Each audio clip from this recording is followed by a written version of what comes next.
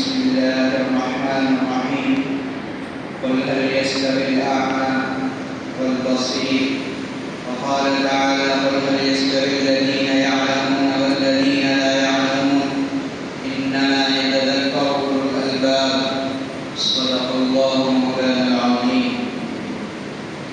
اللہ تبارک و تعالی نے جناب رسول اللہ صلی اللہ علیہ وسلم کو ایک معلم، ایک استاد اور ایک ٹیچر کی حیثیت سے بنا کر کے دنیا کے اندر بھیجا.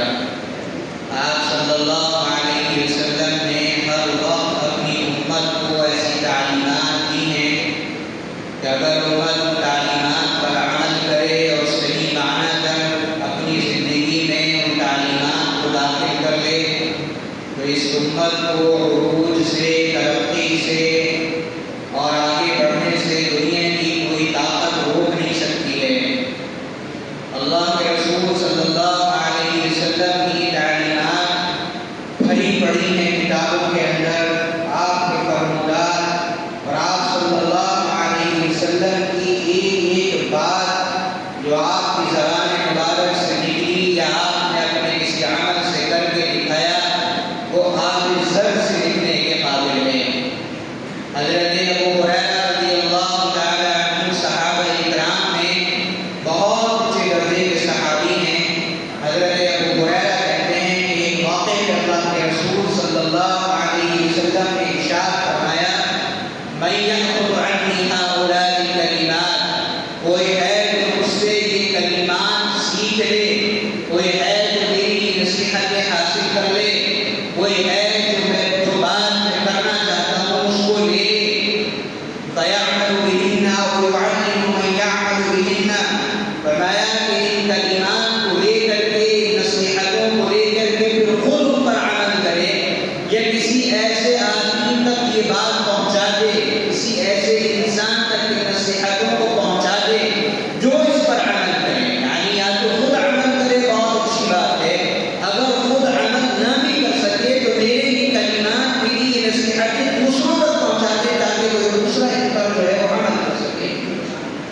حضرت ابو ہریرہ رضی اللہ تعالی عنہ کہتے ہیں میں نے کہا انا یا رسول اللہ، میں حاضر ہوں اللہ کے رسول صلی اللہ علیہ وسلم آپ کی نصیحتوں کو لینے کے لیے بھی اور ان پر عمل کرنے کے لیے بھی اور ان کو آگے پہنچانے کے لیے بھی. میں پہنچاؤں گا بھی، عمل بھی کروں گا، دوسروں کو بتاؤں گا بھی.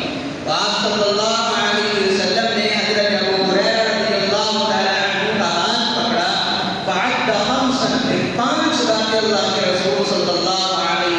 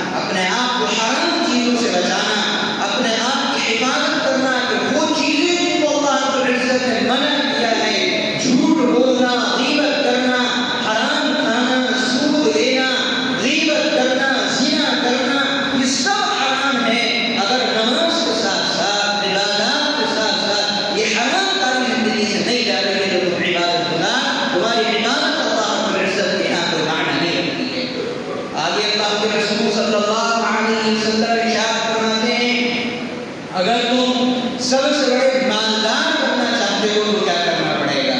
ہمارے یہاں تو مال کی حریص بہت ہے، مال حاصل کرنے کا جذبہ بہت ہے، اور ہر وقت دھوم اور فکر اس بات کی ہے کہ کسی طریقے سے مالدار بن جائیں۔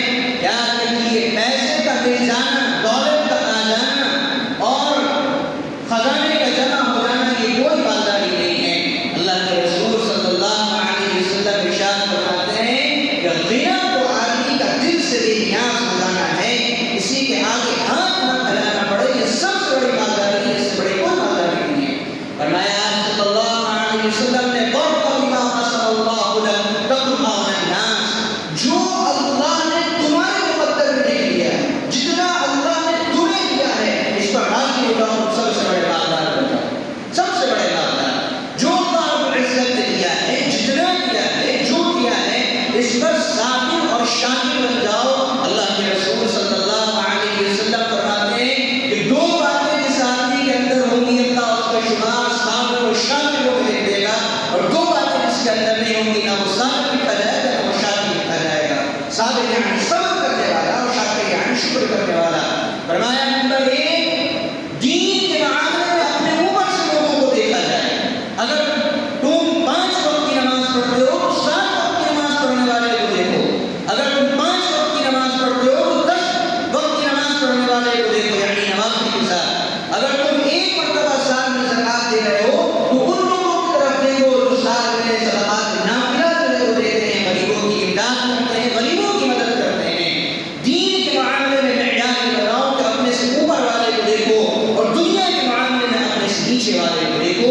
اگر اللہ نے تمہیں چلنے کے لیے موٹر سائیکل دی ہے تو سائیکل والے کو دیکھو، اگر اللہ رب العزت نے تمہیں چلنے کے لیے سائیکل دی ہے تو پیدل چلنے والے کو دیکھو، اور اگر اللہ رب العزت نے تمہیں چلنے کے لیے پیر دیے ہیں تو اس آدمی کا مشاہدہ کرو جس کو اللہ رب العزت نے پیر نہیں دیے ہیں۔ بما قسم اللہ لك تكن اغنى الناس، اگر ایسا کرو گے تو سب سے بڑے مالدار شمار کیے گا، سب سے بڑے مالدار۔ آج فتنہ یہ ہے، آزمائش یہ ہے کہ آدمی دین کے معاملے میں اپنے سے نیچے والے کو دیکھتا ہے۔ میں تو 3 وقت پڑھتا ہوں تو 1 وقت کی بھی نہیں پڑھتا، میں تو اتنی عبادت کرتا ہوں تو مسجد کے اندر ہی نہیں آتا، میں تو زکات دیتا ہوں تو زکات بھی نہیں دیتا۔ پورا سرے کو ہم نے الٹا کر دیا ہے۔ دین کے معاملے میں اپنے سے اوپر والے کو دیکھنا تھا اور دنیا کے معاملے میں اپنے سے نیچے والے کو دیکھنا تھا، الٹا کر دیا ہم نے۔ ہم دنیا کے معاملے میں اپنے سے اوپر والے کو جب تک نگاہ رکھیں گے کبھی بھی ہمارے اندر صبر اور شکر کے جذبات پیدا نہیں ہو سکتے۔ اس لیے اللہ کے رسول صلی اللہ علیہ وسلم ارشاد فرماتے ہیں بما قسم اللہ لك تكن اغنى الناس، جو کچھ اللہ رب العزت نے دیا ہے اس پر راضی رہو اور یہ یقین رکھو کہ وہ اتنے کے لیے لائق نہیں، لیکن اللہ رب العزت نے تمہیں دیا ہے۔ اگر اللہ تمہاری حیثیت کے مطابق تمہیں دیتا تو تم اس کے بھی لائق نہیں تھے، اور یہ حقیقت ہے۔ اگر ہماری اوقات اور حیثیت کے مطابق ہمیں مراد کو دیا جاتا تو شاید ہم میں سے کسی کی آنکھیں نہیں ہونا چاہیے تھی، اس لیے کہ اللہ نے یہ آنکھیں دی اور ہم نے ان آنکھوں کو غلط جگہ استعمال کیا۔ اللہ نے یہ ہاتھ دیے ہیں، اگر ہماری حیثیت کے مطابق ہمیں دیا جاتا یہ ہم ہاتھوں کے بھی مستحق نہیں تھے۔ پیر اللہ رب العزت نے دیے ہیں، اگر ہماری حیثیت کے مطابق ہمیں دیا جاتا تو ہم لوگ ایک اتر پہ ہوتے، پیروں کے لیے اللہ رب العزت کو ہماری دکھائی دیتی۔ فرمایا آگے اللہ کے رسول صلی اللہ علیہ وسلم نے تیسری بات ارشاد فرمائی وَأَحْسِنْ إِلَىٰ جَارِكَ تَكُنْ مُؤْمِنًا، فرمایا تم اپنے پڑوسی کے ساتھ بہترین سلوک کرنے والے بن جاؤ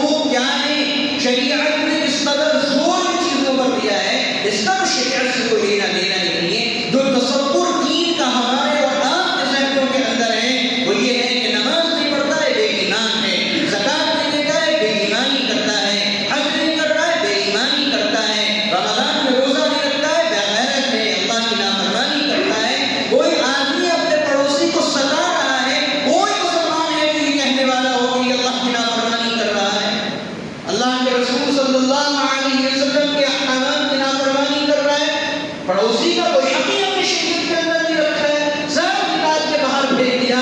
پڑوسی بیمار ہے، کوئی ہے جو اس کی عیادت کرنے کے لیے جاتا ہو کہ بھائی میرا کیا حال ہے. پڑوسی بھوکا ہے، کوئی ہے جو اس کی عیادت اس کے حال چال پوچھنے جاتا ہو کہ بھائی تم نے کھانا کھایا ہے نہیں کھایا. یاد رکھیے اللہ کے رسول صلی اللہ علیہ وسلم ارشاد فرماتے ہیں ما زال جبرائیل یوصینی بالجار حتی ظننت انہ سیورثہ. اللہ کے رسول فرماتے ہیں کہ حضرت جبرائیل اتنی مرتبہ میرے پاس آئے ہیں پڑوسی کے حق کے سلسلے میں، پڑوسی کے حقوق کے سلسلے میں، کہ مجھے یقین ہو چلا تھا کہ شاید جب مسلمان بندے کی میراث تقسیم ہوگی تو اس پڑوسی کو بھی اس میراث کے اندر حصہ دینا پڑے گا. اتنا زور اللہ کے رسول صلی اللہ علیہ وسلم فرماتے ہیں جبرائیل نے میرے پاس آ کر کے پڑوسی کے حقوق کے بارے میں دیا ہے. اللہ کے رسول صلی اللہ علیہ وسلم ارشاد فرماتے ہیں من کان یؤمن باللہ والیوم الآخر فلیکرم جارہ. جو اللہ اور اس کے رسول صلی اللہ علیہ وسلم پر ایمان رکھتا ہے، آخرت کے دن پر ایمان رکھتا ہے، اس کو چاہیے کہ وہ اپنے پڑوسی کا اکرام کرے، اس کو چاہیے کہ وہ اپنے پڑوسی کا خیال رکھے. آگے اللہ کے رسول صلی اللہ علیہ وسلم نے ارشاد فرمایا واحب للناس ما تحب لنفسك تكن مسلما. کہ دیکھو اگر تم سب سے بڑے مسلمان بننا چاہتے ہو، سب سے بڑے مسلمان، اب زمان کے کہنے والے تو مسلمان ہیں لیکن اللہ کے رسول صلی اللہ علیہ وسلم اس کو مسلمان کہتے ہیں. ارشاد فرمایا کہ جو اپنے لیے پسند کرتے ہو وہی اپنے بھائی کے لیے پسند کرو گے تو سب سے بڑے مسلمان شمار کیے جاؤ گے دنیا کے اندر. سب سے بڑے مسلمان ہے یہ جذبات ہمارے اندر. ہم اگر نماز پڑھتے ہیں، ہم حج کرتے ہیں، ہم عبادات کرتے ہیں، ہے یہ مادہ ہمارے اندر کہ ہمارا بھائی کی عبادت کرنے والا بنے. ہم اگر مسجد کے اندر آتے ہیں، یہ جذبات ہمارے اندر ہمارا مسلمان بھائی کی مسجد کے اندر آ کر کے نماز پڑھنے والا بنے. ہم اگر دو وقت کی روٹی حلال طریقے سے کھا رہے ہیں، ہے یہ جذبات ہمارے اور آپ کے اندر. ہمارا سامنے والا پڑوسی بھی حلال طریقے سے جو حرام کے اندر مبتلا ہے یہ حرام کو چھوڑ کے حلال کے پاس آ جائے، ہے یہ جذبات ہمارے اور آپ کے اندر. کبھی یہ خیال کیا ہے ہم نے اور آپ نے؟ اللہ کے رسول صلی اللہ علیہ وسلم ارشاد فرماتے ہیں سب سے بڑے مسلمان اگر بننا چاہتے ہو تو اپنے بھائی کے لیے، اپنے سامنے والے کے لیے اور اپنے مخاطب کے لیے اس چیز کو پسند کرو جس کو اپنے لیے پسند کرتے ہو. اگر اپنے لیے اچھے کپڑوں کو پسند کرتے ہو اپنے بھائی کے لیے بھی اچھائی کو پسند کرو. اگر اپنے لیے حلال کو پسند کرتے ہو اپنے بھائی کے لیے بھی حلال کو پسند کرو. اگر اپنے لیے دینداری کو پسند کرتے ہو اپنے بھائی کے لیے بھی دینداری کو پسند کرو. اپنے گھر والوں کے لیے بھی دینداری کو پسند کرو. اپنے پڑوسی کے لیے بھی دینداری کو پسند کرو. اور اس سے آگے بڑھ کے پوری دنیا میں امن و امان اور انصاف کو قائم کرنے کے لیے اپنے بھائی کی طرح اپنے آپ کے لیے بھی کوشش کرو کہ پوری دنیا میں اللہ رب العزت کی انصاف کا نظام قائم کرے. یہ سب سے بڑے مسلمان ہونے کی ضرورت ہے.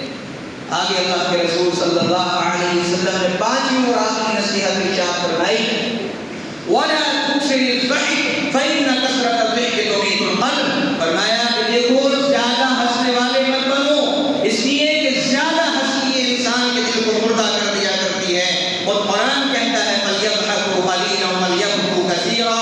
تم کم ہنسو اور زیادہ رو اللہ رب العزت کے سامنے، اس لیے کہ جو زیادہ ہنستا ہے اس کا دل مردہ کر دیا جاتا ہے. اللہ کے رسول صلی اللہ علیہ وسلم ارشاد فرماتے ہیں جو باتیں میں جانتا ہوں، جو حقائق مجھے معلوم ہیں، جو آخرت کے مشاہدات میں کرتا ہوں، جو قبر کی پکچریں میرے سامنے چلتی ہیں اور جو آخرت کے مراحل میرے سامنے ہیں، اگر وہ تمہیں معلوم ہو جائیں تو تم زیادہ رونے والے اور کم ہنسنے والے بن جاؤ. اس لیے اس کا آسان طریقہ یہ ہے کبھی کبھی اپنے ذہن کے اندر آخرت کی پکچر چلایا کرو. یہ سوچا کرو کہ اب میرا انتقال ہو رہا ہے، میری جان نکل رہی ہے، آگے یہ قبر کا مرحلہ ہے، مجھے قبر میں اکیلے لٹایا جائے گا، پھر اس کے بعد حشر کا میدان ہے، اللہ رب العزت کی انصاف کی طرف لگائی جائے گی، عدل و انصاف قائم کیا جائے گا، ایک ایک نیکی کا حساب کیا جائے گا. پھر یا تو جنت ہے یا ہمیشہ کے لیے جہنم